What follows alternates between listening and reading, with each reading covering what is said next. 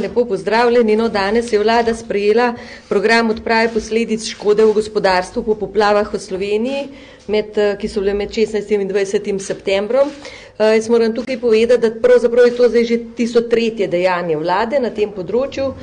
Kot smo že seznanili, je vlada praktično v 14 dneh po poplavah že sprejela prvi interventni ukrep, in sicer je preko Slovenskega podjetniškega sklada ponudila vsem podjetjem, ki so utrpela škodo, interventno pomoč v višini največ 200.000 evrov oziroma 20% ugotovljene škode za sanacijo, pri čemer je seveda bila to sofinanciranje omejeno na pokrivanje stroškov zaradi izgube zalog, zaradi napak oziroma poškodb strojev in pa opreme.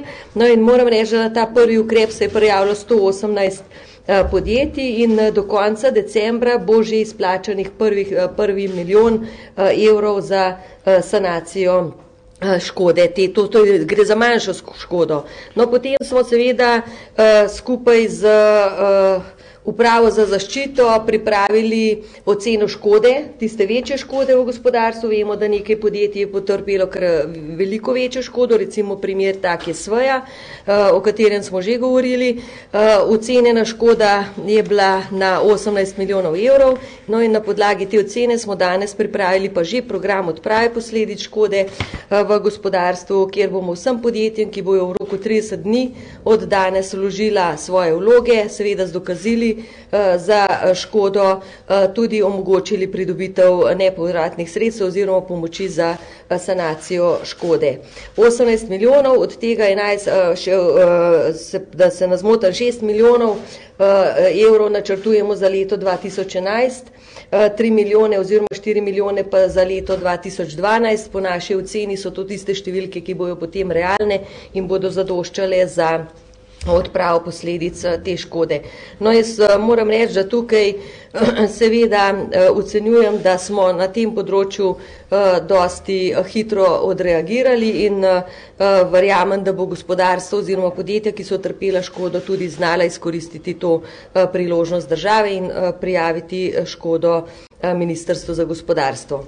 Jaz bi to priložnost izkoristila še, če lahko govorim par besed oziroma vas informiram še o enem zakonu, ki smo ga danes sprejeli, in sicer je to zakon o tehničnih zahtevah za proizvode in o ugotavljanju skladnosti. No, tako na prvi pogled ni to nek strašen ali pa zanimiv zakon, vendar pa je zelo pomemben.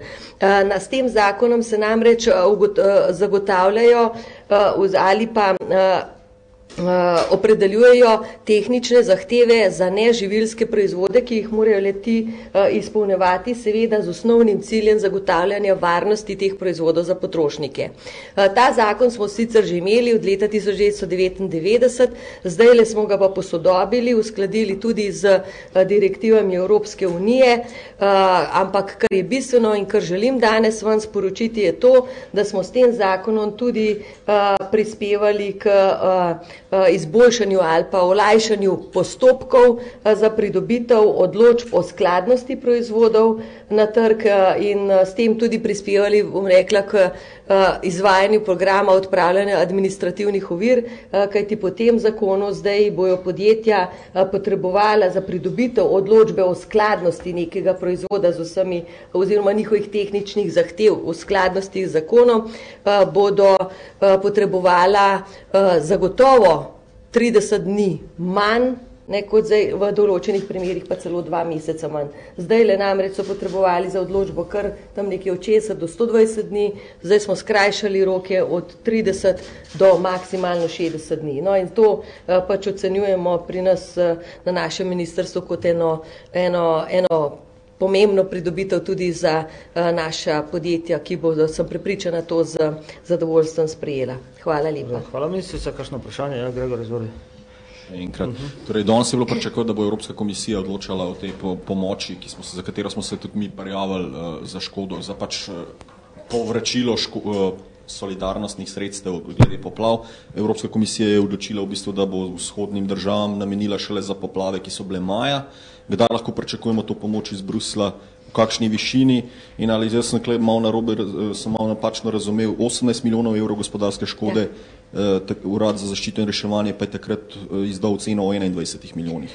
Ja, tako imate prav, pri cirka 21 milijonov je bila prva ocena škode, no potem, ko smo malo bolj natančno pregledali vse obrazce in stvari, za katere so podjetja prijavila kot škodo, smo ugotovili, da tam za 2 milijona in še nekaj evrov je bilo prijavljene škode, ki jo niso mogli umestiti zelo jasno, ali gre za škodo na strojih, ali opremi, ali na zalogah, na izpadu prihodkov.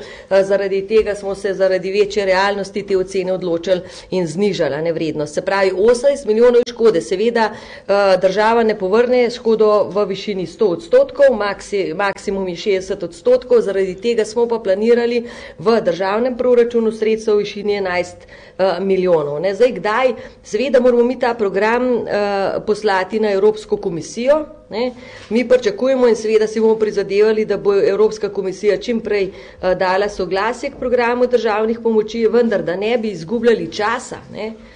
Bomo kljub temu, da ne bomo še imeli uradne potrditve strani Evropske komisije, takoj začeli z postopkom pridobivanja podatkov, informacij od podjetij. In zato jih bomo takoj pozvali vsa podjetja, naj nam dajo vloge, saj veste, kako je, vedno je treba še kakšno vlogo dopolniti in da ne bi izgubljali časa, bomo pač ta čas, ko bo Evropska komisija odločala, izkoristili za to. In jaz sem prepričana, tam do poletja bi zagotovo morali dobiti. Moram pa povedati, da je že ta informacija, da je država pripravljena pomagati podjetjem, da je sprejela ta program za podjetja, za njih zelo dobra informacija, kajti na tej podlagi za premostitev tega časa do dejanske pridobitve pomoči banke veliko lažje pomagajo podjetjem oziroma jim lažje odobravajo premostitvene kredite za čas, ko bodo dejansko prijeli pomoč.